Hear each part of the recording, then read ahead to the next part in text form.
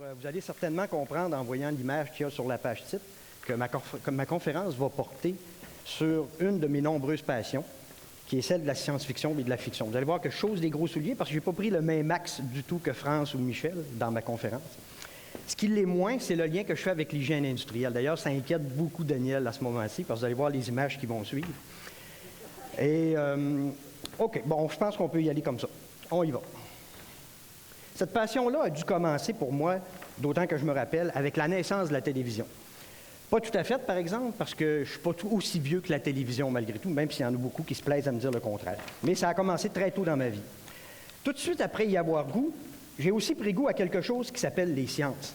Alors, vous voyez ici mon premier mentor dans la Ribourdin, qui était le professeur Mandibule. Je ne sais pas s'il y en a beaucoup qui se rappellent de ça.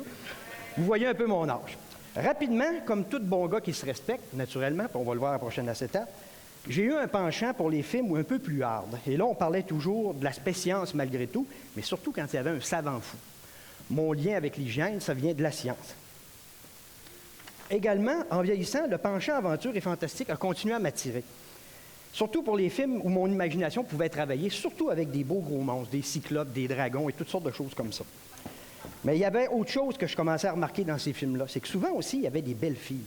Puis en plus, ils accompagnaient toujours les gars, puis même des fois, ils les adulaient.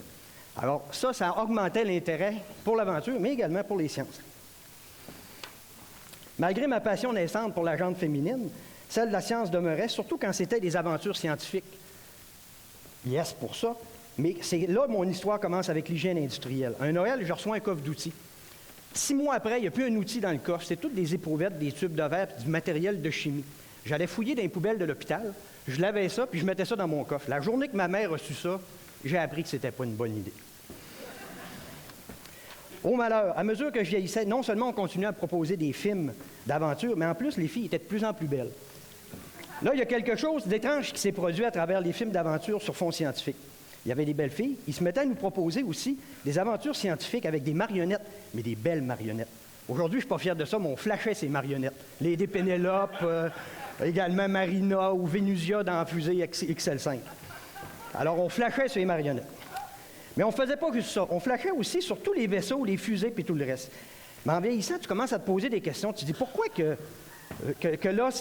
pourquoi cet événement-là est considéré que c'est dangereux? Celui-là, ça ne l'est pas. Un monstre, quand tu le rencontres, c'est clair que c'est dangereux. Par contre, un feu ou bien quelque chose comme ça, c'est pas si évident que ça.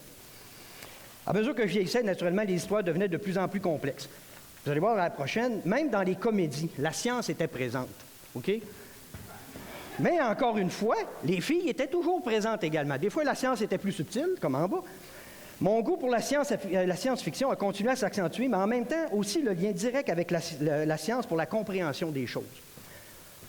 Rendu là, vous pouvez croire que je ne croyais plus aux monstres et aux cyclopes, les dragons, mais à tout le moins, ça ne m'empêchait plus de dormir à ce moment-là. Oups, excusez. Voyons. Ça, c'est la gaffe que j'ai faite. Alors, mieux encore, non seulement la qualité des émissions et des films s'améliorait, mais on nous proposait des histoires qui se tenaient de plus en plus. Même qu'on nous prédisait ce qui allait arriver en 1999. Je ne sais pas si vous vous rappelez de celle-là. Mais encore une fois, je ne sais pas si vous vous rappelez, les gars qui sont dans la salle, mais il y avait aussi une Jupiter de belle fille là-dedans qui s'appelait Maya. Puis ça, c'était la scientifique de service en plus. D'où l'intérêt encore plus prononcé. Mais là, boum, j'ai eu un méchant écart. Non seulement je vieillissais, mais les hormones aussi vieillissaient. Au diable la science, à tout le moins, on s'oriente plus biologie. Mais vous savez, en hygiène industrielle, c'est important, la physiologie, c'est bien important en hygiène industrielle. Mais heureusement, sans que cette passion-là pour la gente féminine disparaisse, la qualité de ce qu'on nous offrait allait en grandissant, mais aussi les préoccupations environnementales, si vous vous rappelez dans les films comme Star Trek V, Voyager ou des choses comme ça, plus ça allait, plus on nous proposait des choses qui touchaient l'être humain, l'environnement, etc. D'où l'intérêt, toujours, pour l'hygiène industrielle également. Tout ça se succédait. Puis mes choix d'études à l'époque en chimie et en génie chimique ont fait en sorte qu'un jour, j'ai travaillé pour une entreprise. Mon premier emploi dans la métallurgie, j'ai eu la chance d'être mis en contact avec l'environnement, l'hygiène, la sécurité, mais surtout l'hygiène que je ne connaissais pas à l'époque. Et l'intérêt de l'hygiène, c'est que ça alliait les milieux industriels que j'adorais par rapport au génie chimique, mais en même temps, il y avait tout l'autre volet qui était l'être humain et la préoccupation environnementale. Par la suite, j'ai eu la chance également d'avoir d'autres emplois. La gente féminine restait toujours présente, mais j'ai eu quand même d'autres emplois où on me proposait de développer une expertise en sinistre, un peu comme on a vu dans le thème du congrès.